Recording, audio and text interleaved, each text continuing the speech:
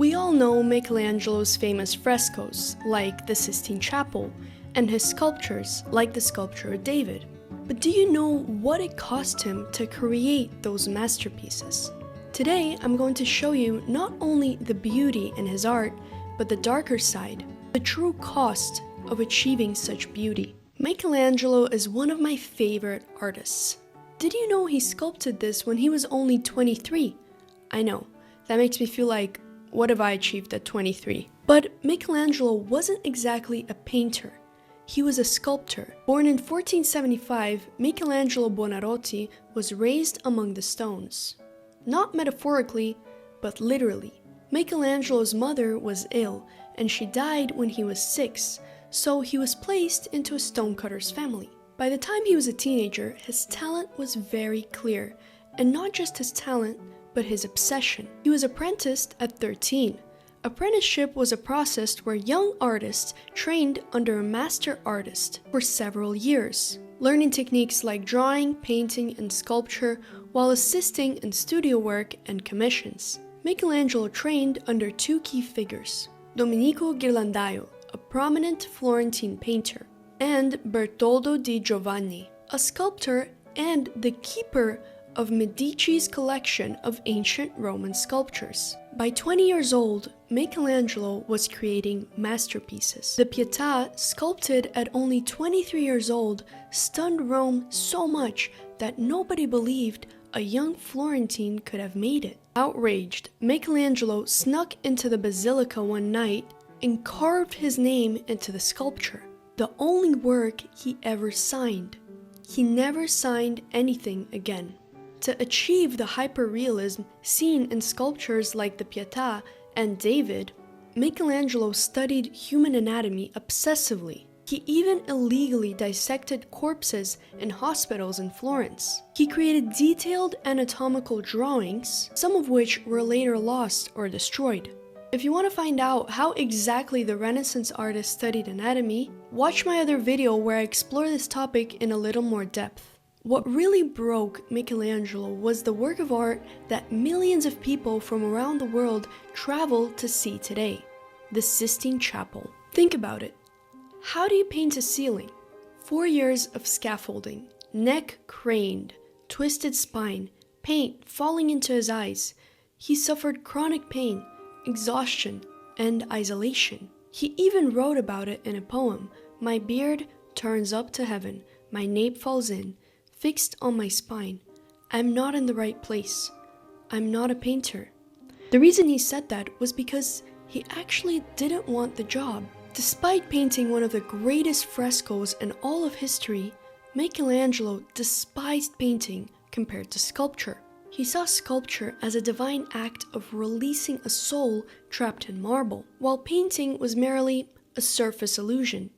But Michelangelo was not an easy person to deal with. He had conflicts with the Pope and the Catholic Church, which actually commissioned him many of his works. He was very stubborn and had a temper.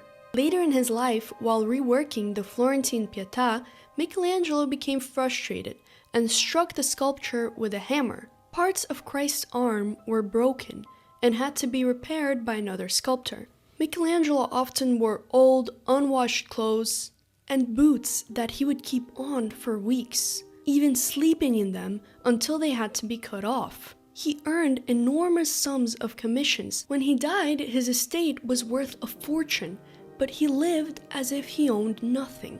He also hated Leonardo da Vinci, and the feeling was mutual. Despite both being Renaissance titans, they couldn't stand each other. Da Vinci reportedly mocked Michelangelo's muscular figures, calling them bags of walnuts. Michelangelo, in turn, dismissed Da Vinci as someone who started many things but finished nothing. After the Sistine Chapel, which he finished at 36 years old, his back was damaged, and his eyesight was strained. But he did not stop. Despite the pain, he kept working. But he never painted frescoes again, until the Last Judgement, which he painted in his 60s. Michelangelo was deeply religious, sometimes tormented by his own faith. He had been influenced by the preacher Girolamo Savonarola, who called for Christian renewal and the destruction of secular art and culture. Michelangelo saw the world through a lens of divine judgment. His works weren't just for beauty, they were offerings, confessions, even warnings. Take his sculpture of Moses, for example, created as part of the tomb for Pope Julius II. You'll notice something unusual. Moses has horns. Why? It actually comes from a mistranslation. In the book of Exodus, the Hebrew word keren can either mean radiated light or grew horns. Michelangelo chose horns. We don't know why, but we know that he paid obsessive attention to the religious text. Every detail mattered. In the Last Judgement, Christ is not a gentle savior. He's terrifying, muscular, separating the saved from the condemned. Michelangelo, he paints himself as the flayed skin of Saint Bartholomew, a chilling symbol of self-loathing, of guilt, of spiritual exposure. Michelangelo didn't just create beauty, he gave himself to it, body and soul. He suffered solitude, exhaustion, obsession, pain. He never married, he rarely bathed, he ate little. He was a man possessed by purpose, and it consumed him. In his 80s, he wrote, "I'm still learning."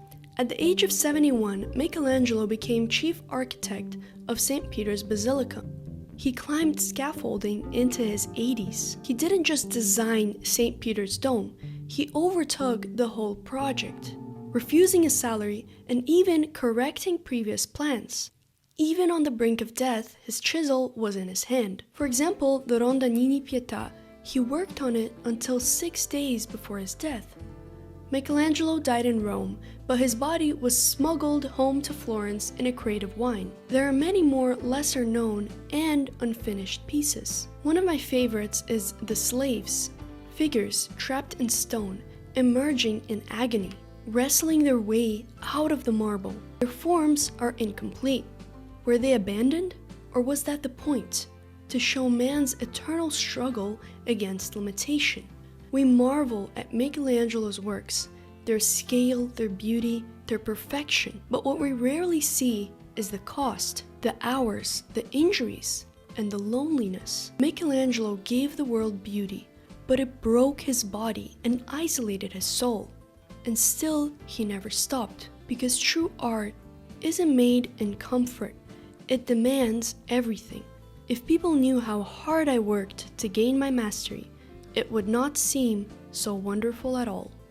Thank you so much for watching. I hope that you liked the video and learned something new. Please subscribe to my channel and let me know in the comments below what other artists you would like me to talk about on this channel.